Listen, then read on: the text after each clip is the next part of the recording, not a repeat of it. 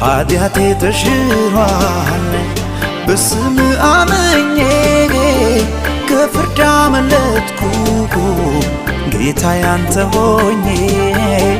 ደም መድኃኒት ነው ከኃጢአት ከኩነኔ ኩራት ይሰማኛል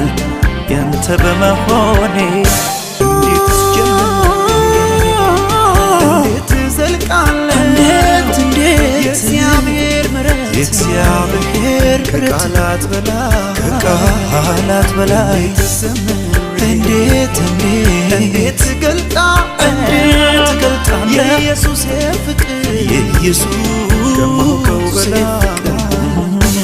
ከማውቀው በላይ ከቃላት በላይ